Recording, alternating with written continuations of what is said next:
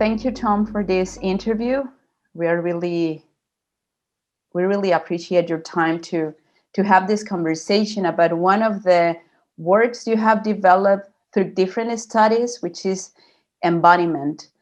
And the first question I would like to start with is, how did you become interested in the study of embodiment?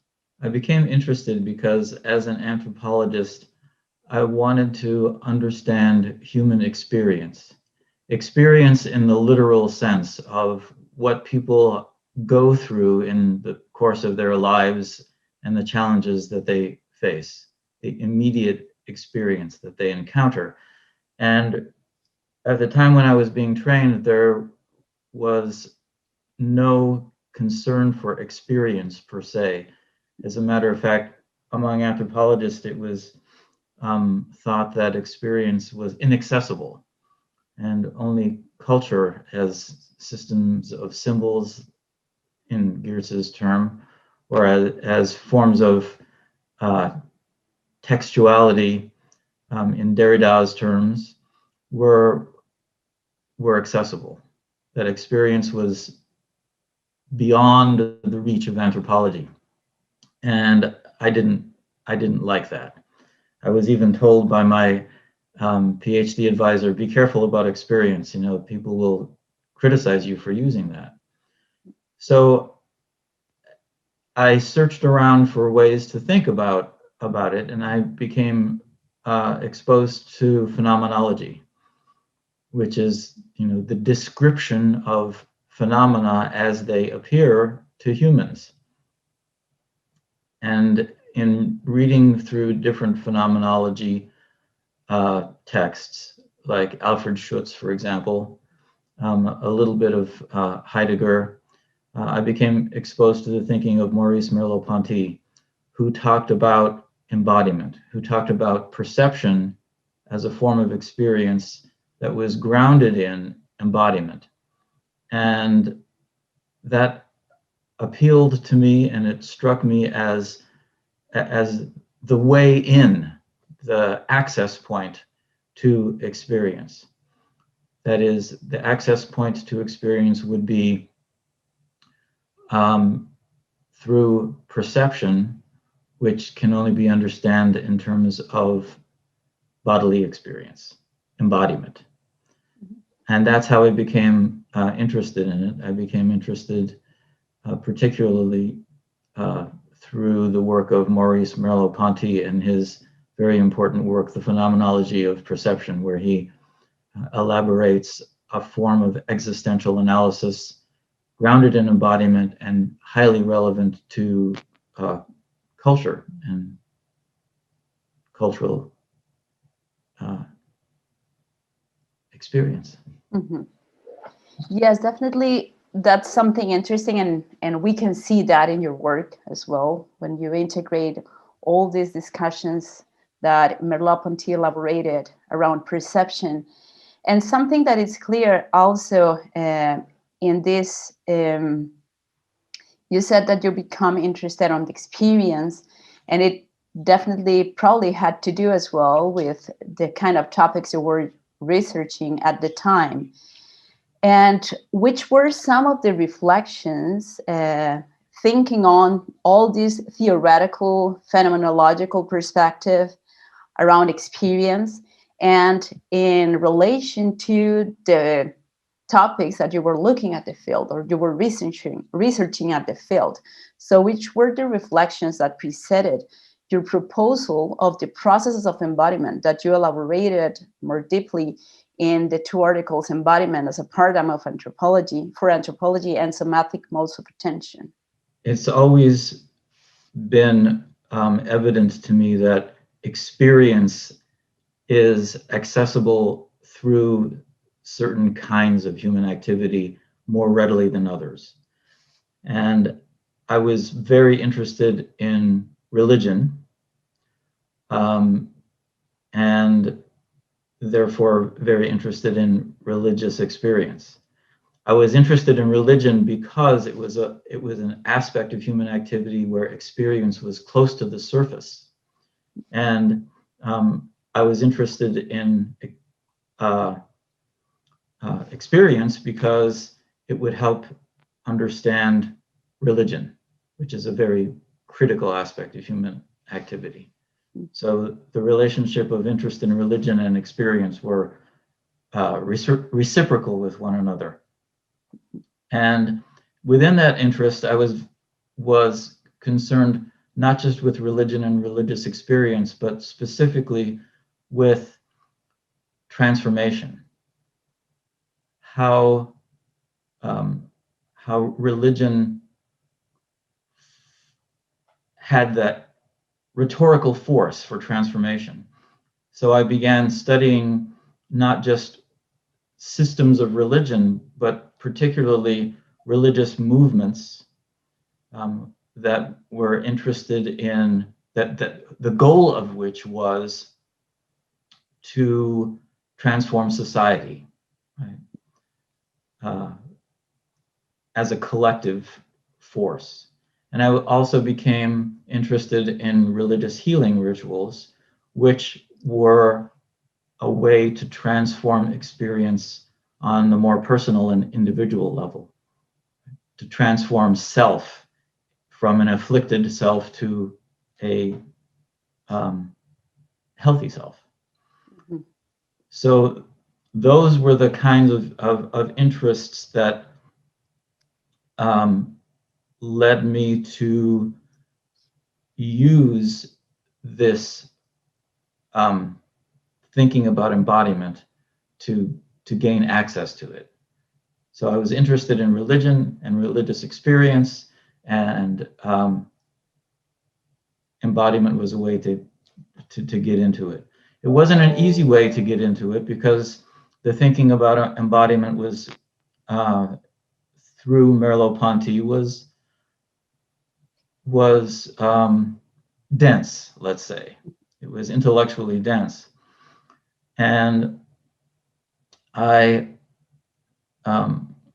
applied it to the religious movement that I was working on and the forms of healing I was working on within the Catholic charismatic renewal movement. And so I wanted to elaborate the idea of embodiment in a useful way. And so I examined my ethnographic data on the religious movement and religious forms of healing in order to formulate the idea of embodiment better. Right? So I used religious data in order to formulate a methodological stance or a paradigm of embodiment. Mm-hmm. It took me literally 13 years from the time that I started thinking about embodiment to the time that I was able to publish those articles that you mentioned. Embodiment as a paradigm for anthropology first, and somatic modes of attention second. And I must say that those two articles actually started out as one long article. They were very closely related. The first part setting out the idea of embodiment, and the second giving an example of the kind of category you can identify somatic modes of attention if you think within this paradigm of embodiment. But at first it was a very unwieldy and long piece. And thanks to the advice and consultation and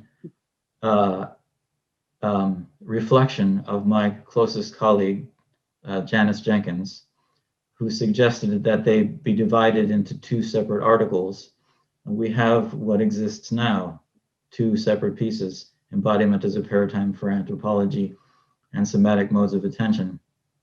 And I will be forever grateful for her for that, and to her for that advice on how to make a very long and dare I say ponderous and dense piece into two somewhat more accessible and coherent articles. And I should say I'm also very grateful that the Somatic Modes of Attention piece exists now in Spanish translation in the volume edited by Silvia Citro. Yes, in Cuerpos Plurales, which is the name of the book. And it's in dialogue in some way with other works so interesting around the discussions about the body.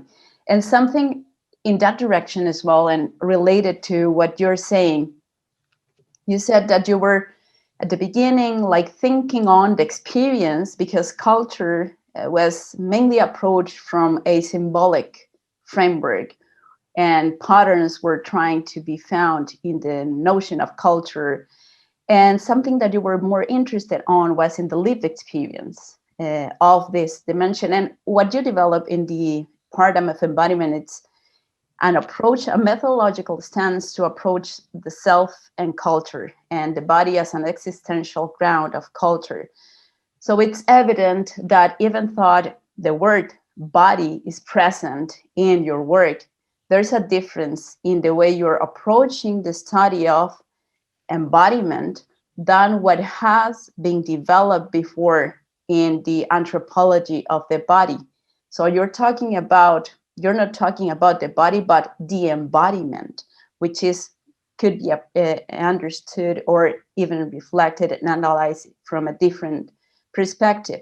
Could you elaborate in this sense on the difference between the anthropology of the body and embodiment as a paradigm for anthropology?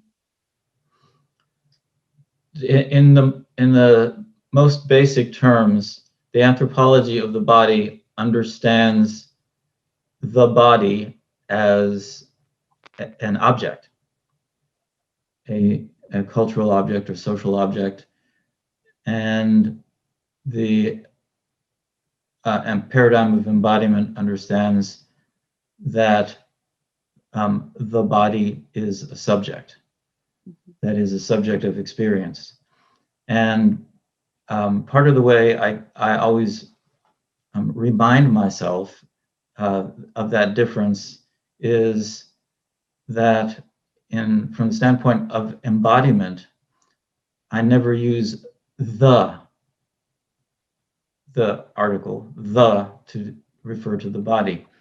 It's not the body that we're interested in. It's my body and your body and our bodies as living, breathing entities that are the existential ground of self and culture.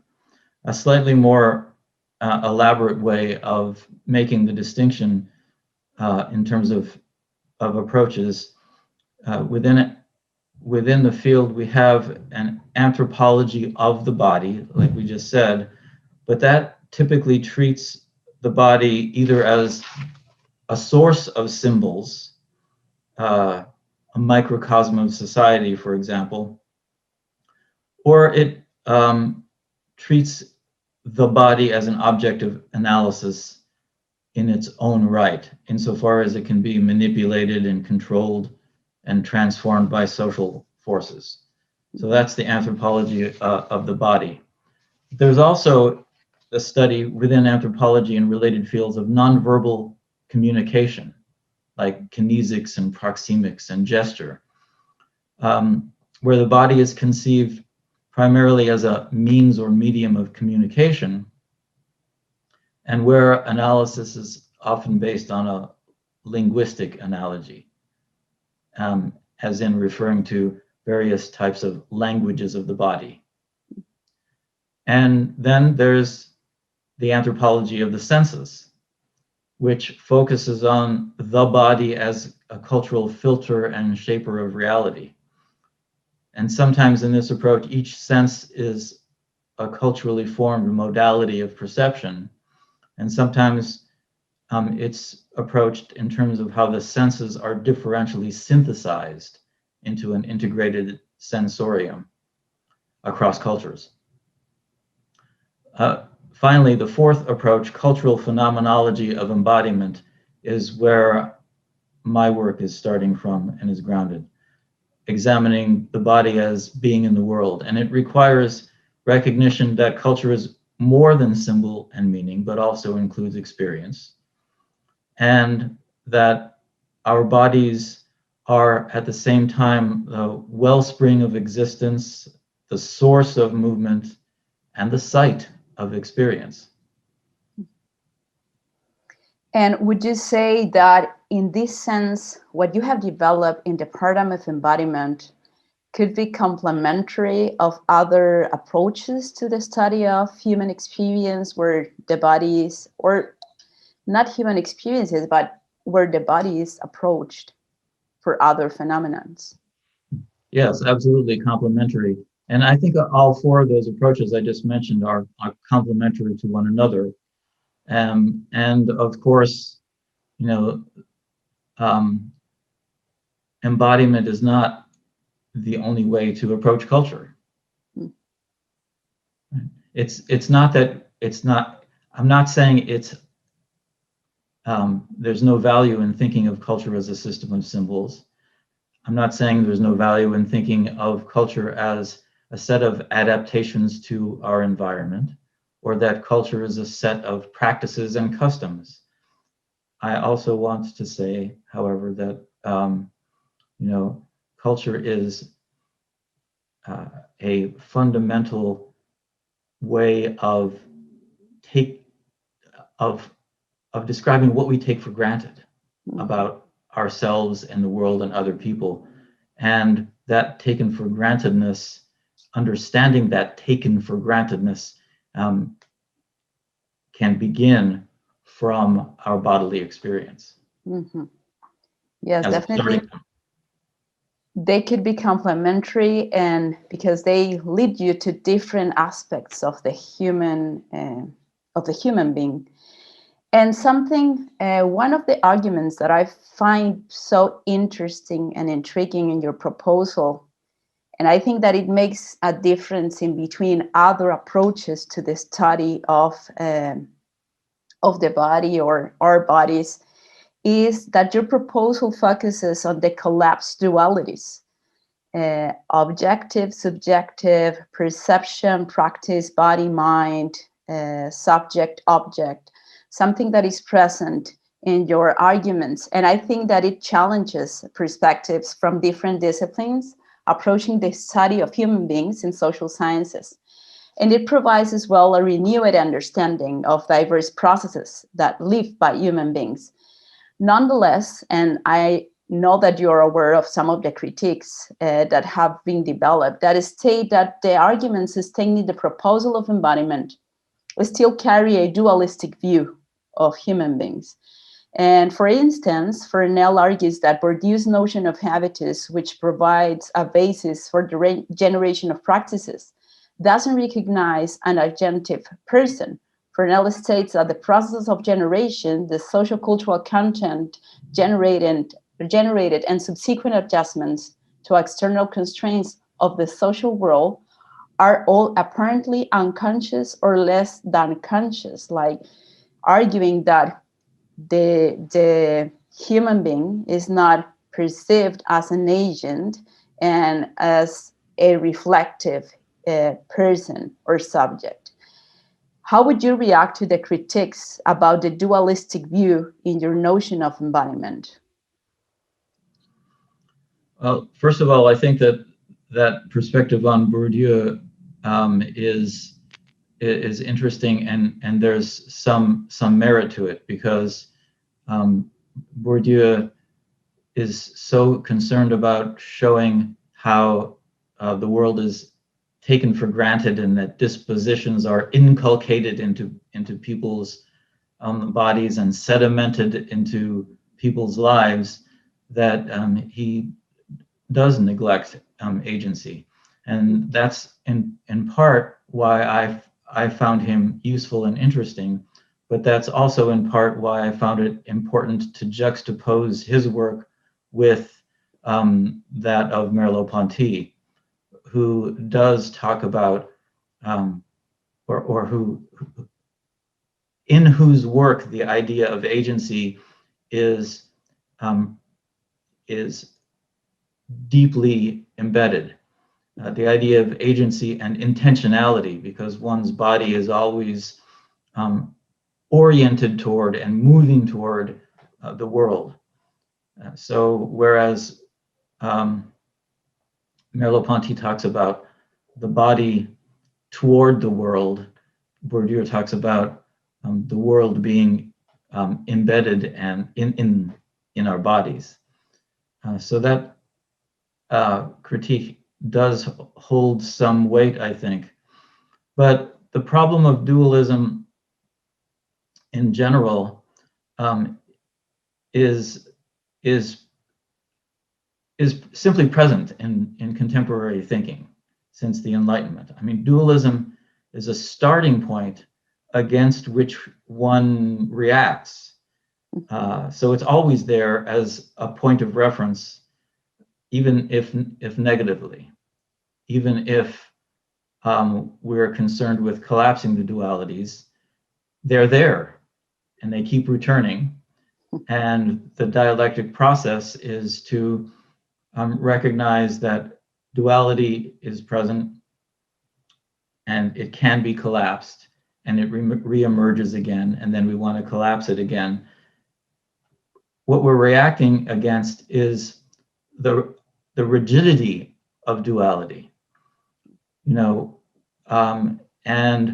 the primary duality is the duality between mind and body that always gets traced to René Descartes. Right? And in some quarters, Descartes is regarded as bad because he, distinguished between mind and body and made it hard for us to put them back together again. Well, in some respects, they were always together. In some respects, it's always possible to distinguish them. And, maybe Descartes is not as guilty as we think he is. Maybe it's us who have reified and rigidified the distinction between mind and body, and even more so than Descartes himself did. I think the problem is of duality that we have to struggle against is only a problem when the dualities, such as the duality between mind and body or subject and object, are regarded as mutually exclusive. That they are opposed. Right? That they're antagonistic to one another.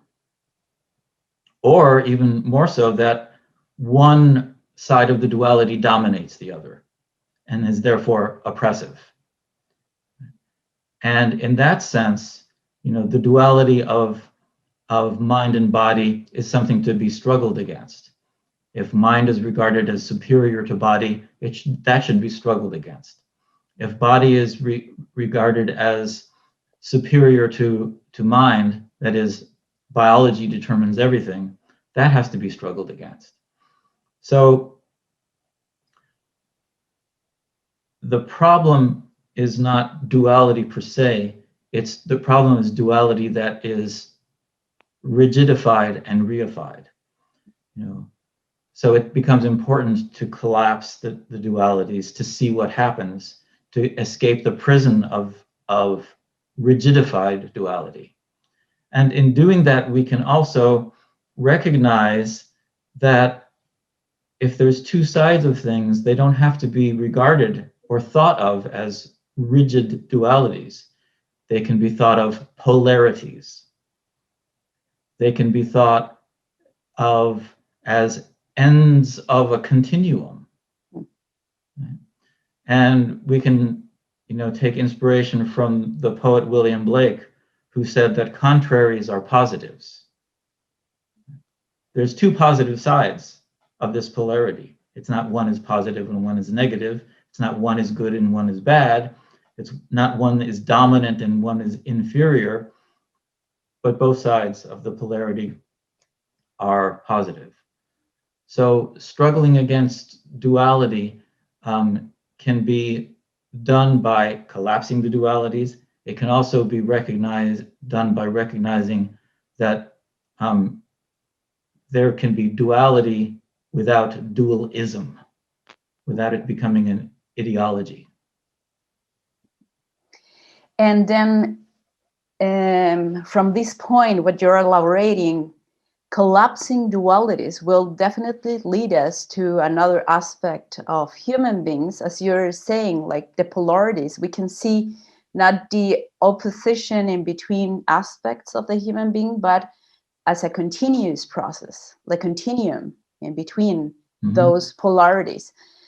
So if you can elaborate a little bit more, what's at the core of this perspective of collapsing dualities that could help us to grasp your arguments better, and especially thinking about human experience, because that's something that it's at the core of the paradigm of embodiment, like perceiving object and subject collapsed, body and mind collapsed.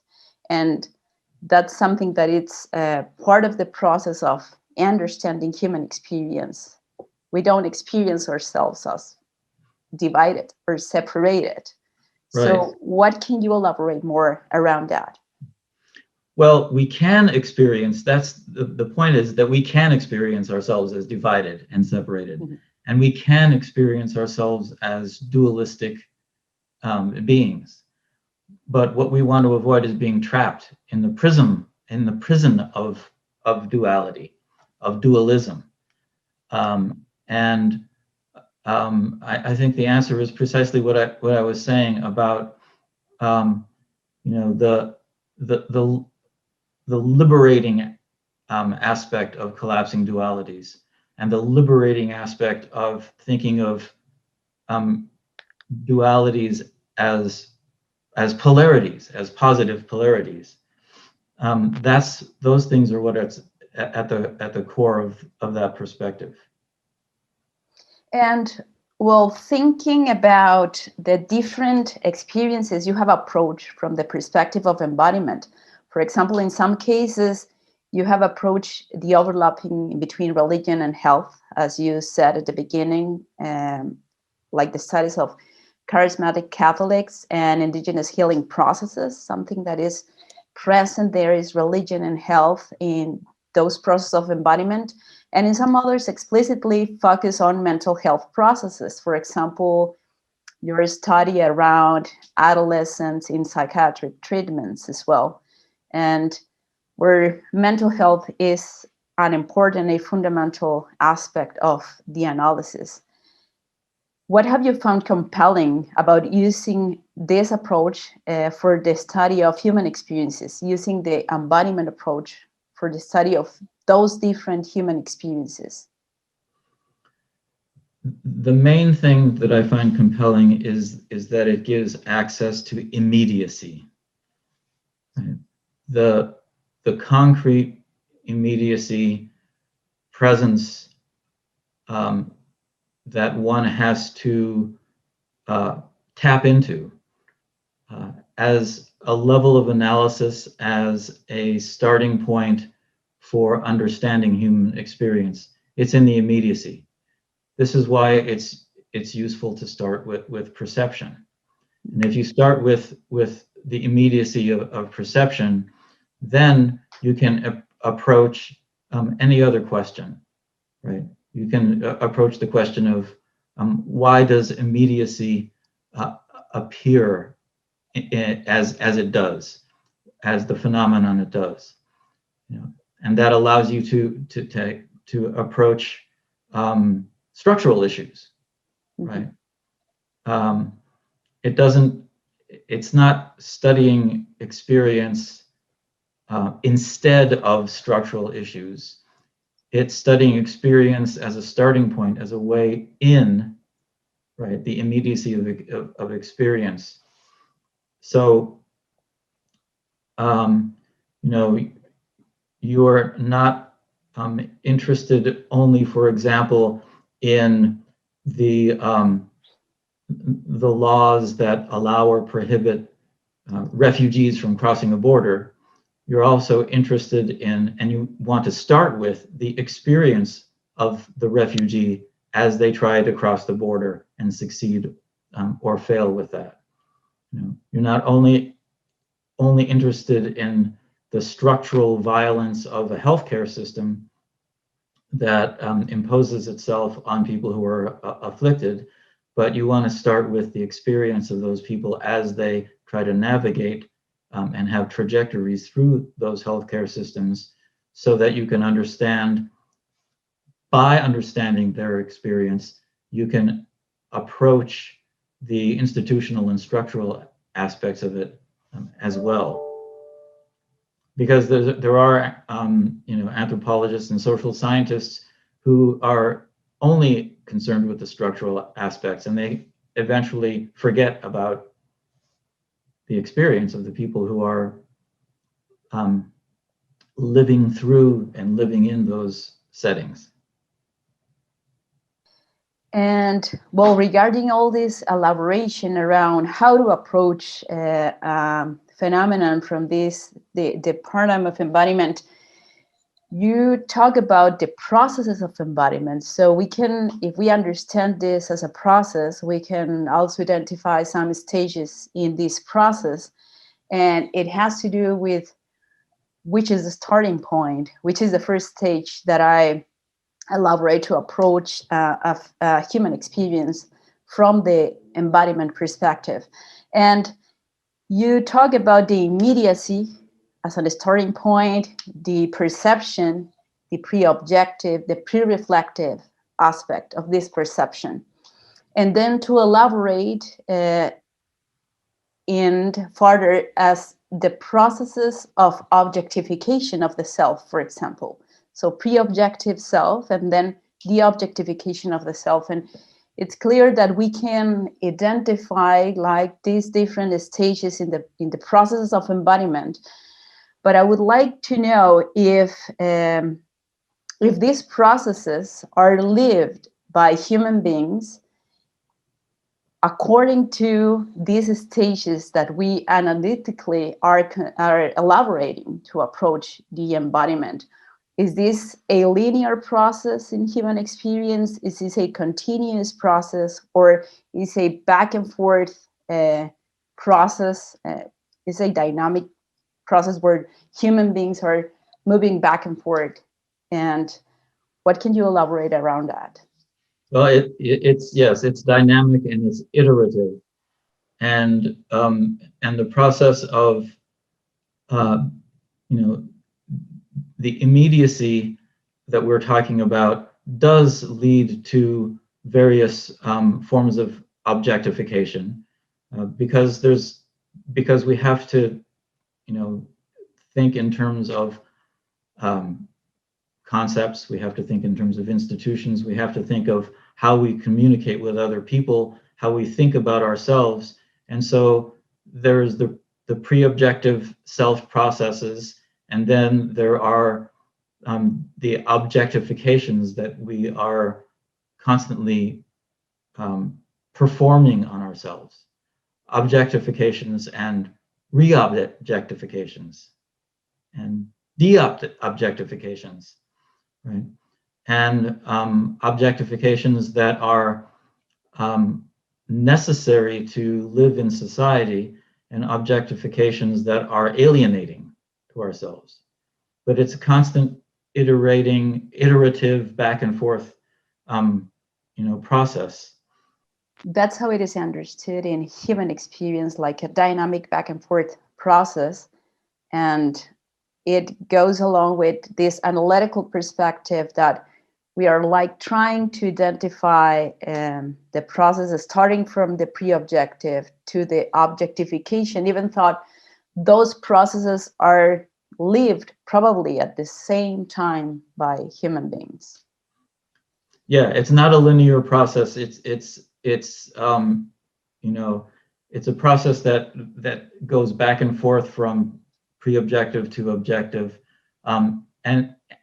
and also, I mean, you can think of it as simultaneous, mm-hmm. Right? I mean, simultaneously, I'm experiencing the immediacy of this conversation we're having, but at the same moment, I'm objectified by you and me as someone who has something to say about embodiment. Right. And so those are simultaneous. It's not, it's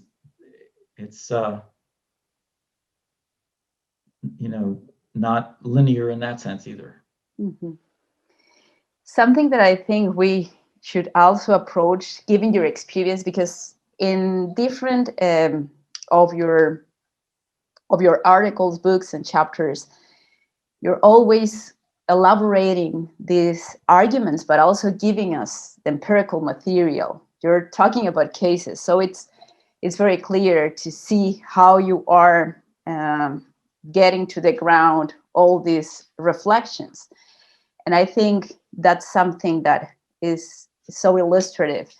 Something that I would like to know about this is understanding embodiment as a methodological stance places us under the task of approaching the phenomenon considering an ethnographic perspective, which is present in a lot of the works you have developed. And in these terms, and in very technical terms, which would you say that are the essential research techniques to study the processes of embodiment, thinking about all this complexity that about human experience that we will be analyzing if we want to approach these human experiences from the perspective of embodiment? Well, the essential research technique is ethnography. It's as simple as that. There's nothing different about the kind of work that I do that any other anthropologist necessarily does.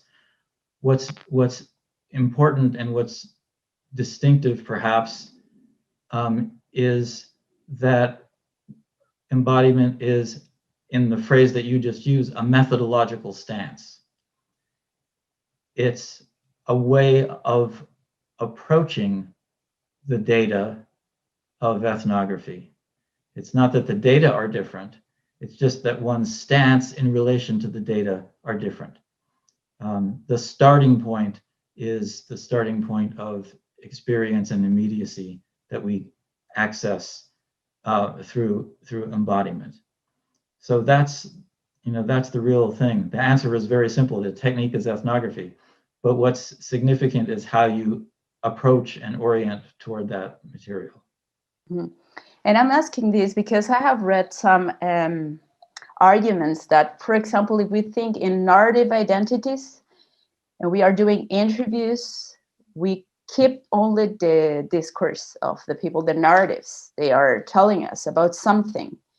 And something that has been developed by some authors is that to approach the study of bodies, we need to go beyond narratives.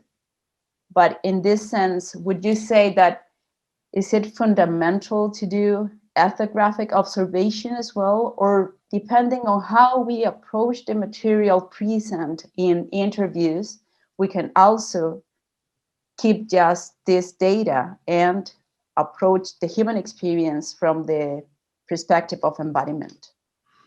Yeah, that's a very good question and a very important one. So observation certainly is important. I mean, insofar as one of the fundamental aspects of our bodies is how we move them and how we are persuaded to move them or trained to move them, it's important to observe those movements. However, it's also the case that language discloses, to use Heidegger's term, discloses our being and discloses something about our experience and discloses something about our embodiment and our movement. So, we can learn about embodiment in part through narrative and discourse. Right? And I would insist on that in the same vein as we were talking about before, that if you are trapped or imprisoned in the duality, the dualism between language and experience, then you're also tying yourself up, right? So language and experience is another duality that we want to collapse, that we want to understand how they interpenetrate one another. And while thinking about this way to approach the human experience, would you say that the paradigm of embodiment is more suitable for studying some human experiences than for others? Yes, absolutely. I think that's the case, and that goes back to what I was starting with. You know, I said, you know, I'm interested in religion, and embodiment is, yes, especially suited for the study of religion. Probably more so than for the study of political economy. Which is not to say, again, that I want to make an absolute distinction between, you know, the study of religion and the study of political economy, because one can find bodily experience in, you know, the alienation of labor. Mm-hmm. Again, that's a duality we would like to collapse. At the same time as saying there are, you know, certain aspects of life that are more susceptible to study via the paradigm of embodiment or the methodological stance of embodiment. And there are some where embodiment is not as close to the surface of the phenomenon. You know, so for example, you know, well, I think religion is a very good example. The example that I was just making, and you know, even in my own work and my own writing, there are some things that I've done where embodiment is not in the forefront of what I'm thinking about. Sometimes I have written about language without very much reference to embodiment. Or in the new book that Janice Jenkins and I have just published, Troubled in the Land of Enchantment, our study of adolescence in psychiatric care.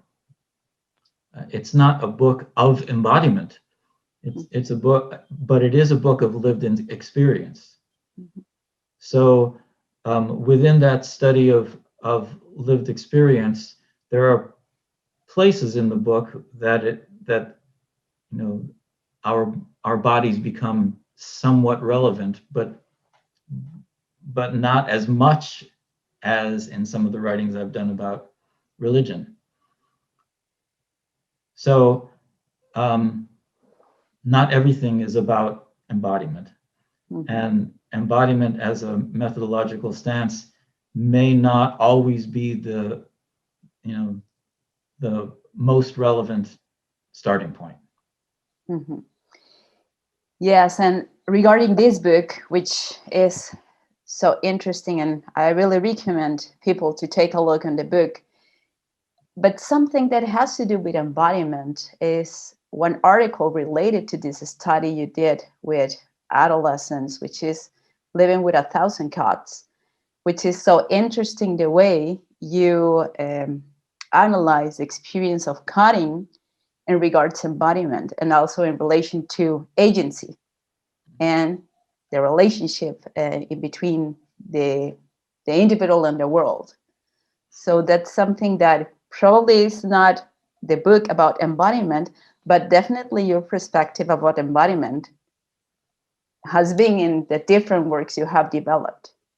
And I think that's a very good observation, because although that book is not about embodiment, there are aspects of embodiment that are highly relevant to the experience of those young people. And And that's precisely why, with my eye toward toward bodily experience, I picked that practice of cutting and self-cutting and said, aha, that's where embodiment is. And so I separated it out, and we made that separate article about cutting, precisely because it was an aspect of it that was susceptible to an analysis from the standpoint of embodiment, and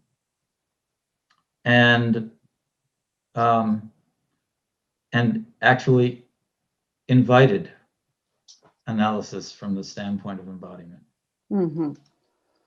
And well, before concluding, I would like to ask you, now that we are living a pandemic, and every study, every research is trying to adapt to this new circumstance in order to develop field work, for example.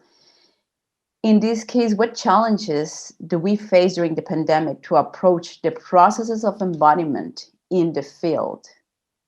So in particular, what makes different to do field work right now and to analyze the data we could collect in these circumstances to be approached from the paradigm of embodiment or from this methodological stance? Yeah, the first thing that comes to mind there is the experience that's being described increasingly frequently of what's being called long COVID, long COVID, long term.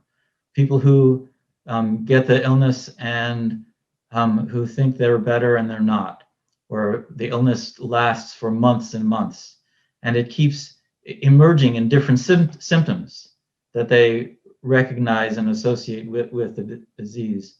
And there are increasing accounts, experiential accounts of people who are suffering with this unique version of COVID.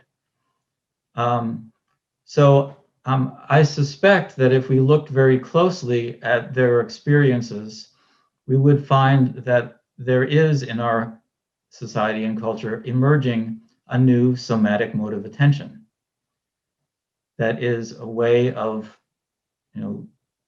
attending to and with our bodies, a new somatic mode of attention that's distinctly characteristic of people who have long COVID. And that's one distinct place, a very clear place, I think, where thinking in terms of embodiment can help us or lead us to an understanding or analysis of what's going on with this. Another thing that's striking in terms of bodily experience or fears of our own bodies is anti-vaccination ideology, the anti-vaxxers. What is their experience and perception of their own bodies that lead them to have more fear of the vaccination than they do of the disease? And that's yet another place where thinking from the methodological stance of embodiment can be useful in the pandemic environment. And also going beyond the pandemic,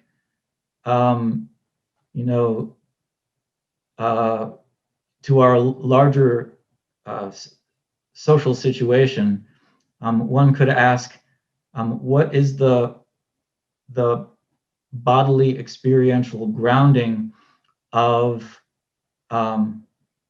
race hatred and misogyny that we see more and more in society?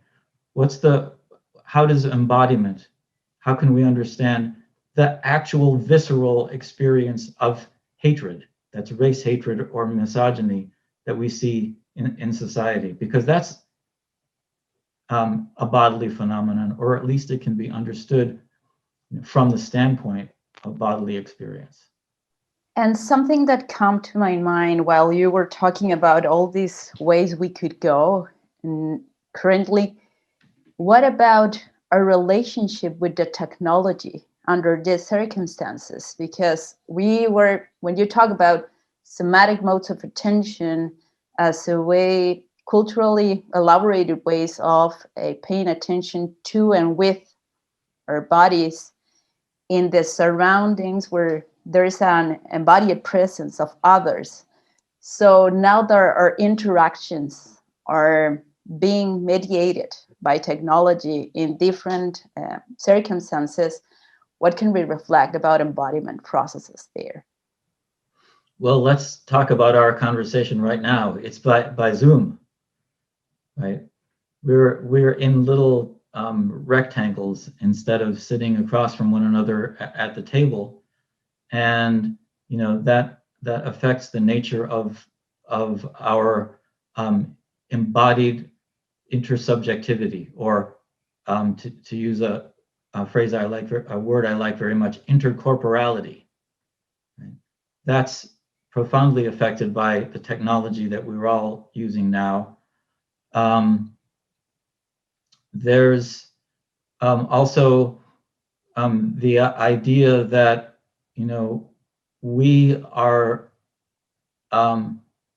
looking at one another. I mean, we're looking at ourselves. I can see myself. I can never, in any real embodied conversation, you don't look at yourself, right? You're looking only at the other person. And so that has an embodied effect as well. And in fact, I've observed that in classes, in teaching online, some students are very anxious about turning on their cameras, and it's because, I think, of the fundamental alterity that's built into our embodiment. There's a sense of otherness that we have in ourselves toward ourselves. Right? We're not always one with ourselves, and the fact that you're looking at one's yourself all the time on Zoom implicitly brings that out in a way that can be very disturbing and disconcerting to people. And so some students I've had just get very anxious, in not, they'd be anxious participating in a seminar anyway, but seeing themselves there, right? And another aspect of our technology, right? Everybody who's been on Zoom observes that, when you've been on Zoom for an hour and you finish, you feel like you've been working for 3 hours. It's physically that much more exhausting. So that's yet another way the Zoom technology affects our embodiment. And finally, I read something. This is not about technology itself, but it's about the quarantine aspect of the pandemic, of which our reliance on Zoom is a part. I read an article that talked about how injuries to people's toes have increased dramatically. There's an epidemic of toe injuries, broken toes, sprained toes. Why? Because people are in their house and they're more likely to walk around barefoot. And, there's stuff in the way, and people are, bumping into things with their toes and hurting themselves. This is a bodily, unintended consequence of quarantine. So, you don't know whether I'm wearing shoes now. I am, as it happened. But if I wasn't, we could finish this conversation and I immediately get up and, break my toe by bumping it on the table.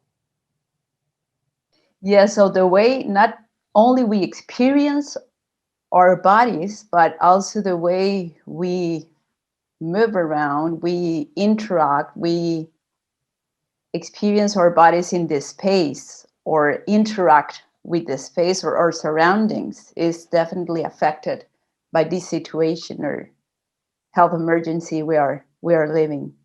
Mm-hmm. And though you have pointed out so interesting points to think about. And the last question I would like to elaborate is, we are finishing, is you started, well, it took you 13 years to publish something. So, and the first publication was in the 90s. So we are like 30 years from then. And you have continued elaborating this perspective in the different works you have developed in all this time. Is there something that have changed in these new elaborations or approaches, analytical approaches to specific phenomena from what you have written in the 90s about it? Or are you still elaborating something new in this approach of embodiment? Yeah, there have been some developments in my thinking about embodiment since then. Two articles in particular that I'll mention. One that I published in 2004 called Asymptote of the Ineffable. In that article was in a way, a companion piece to embodiment as a paradigm for anthropology. Insofar as in the first article, embodiment as a paradigm, I took ethnographic data from religion, and I used it in order to elaborate this paradigm of embodiment and explain what I was trying to mean by embodiment. And part of why it took such a long time is precisely, as you said, that I insisted on doing that not in the abstract, but by working through concrete ethnographic data from religion. So I used the data of religion to elaborate the idea of embodiment. An asymptote of the ineffable, I reversed that strategy and used the idea of embodiment to make a contribution to the understanding and the theory of religion. So instead of using religion to elaborate embodiment, I used embodiment to make a statement about religion. And it was based precisely on what I was just referring to, this essential otherness or alterity that's structured within our bodies. That's an elementary structure of existence, if you will. And saying that this alterity that is fundamentally structured into our embodiment is the phenomenological kernel that gets elaborated into religion. So we were able to think about and recognize and experience otherness, the divine otherness of the grandiose God, or the otherness that threatens us via witchcraft, or the otherness of a spirit that we're in conversation with. That kind of religious sensibility has its primordial aspect in our own embodiment. And that's what I was talking about in that. And the second elaboration of embodiment that I've been working on comes from an article that was published in the Blackwell Companion to the Anthropology of Body and Embodiment.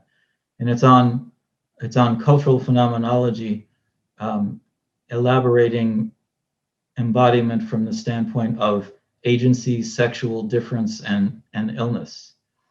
And in that article, I challenged myself because in the earlier writings, I defined embodiment as an indeterminate methodological field caught up in a discourse and experienced as activity and production.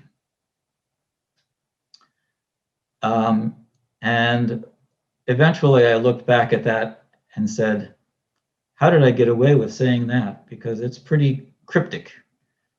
And I challenged myself, okay, that's how I defined embodiment, but what do I mean by an indeterminate methodological field?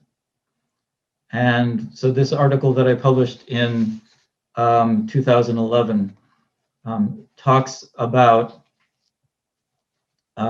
it goes on to elaborate that, what I'm talking about by embodiment as an indeterminate methodological field in terms of agency, sexual difference, and illness, but also juxtaposing our corporality itself to other methodological fields, such as animality. How does our human embodiment relate to animals and animality? And materiality. How does our human embodiment relate to the methodological field of matter and materiality? I won't say anything more about that because we're at the end of our conversation, and that's an unfinished piece of thinking that I still want to work on in the future, so that we can continue to elaborate the idea of embodiment. Yes, definitely. This is a good way to finish as well, because I'm sure that the people will be interested on looking on these publications or recent publications you have, where we can find more elaboration about this paradigm, and definitely is something that we can see in your trajectory working on this paradigm. And it's good to and refreshing, like, to see how this continues, and this is, as the embodiment process, something is that is dynamic as well as alive, and as you said, it gives us renewed ways to approach some ethnographic data, and it is still continue to do that through these new elaborations that you're sharing with us. I really appreciate this conversation, Dr. Thomas Csordas, and I really enjoyed. I hope you also did it. I've enjoyed it immensely, Olga, and thanks to you and thanks to Renee for inviting me to participate in this. It's been fun and enjoyable, and thank you.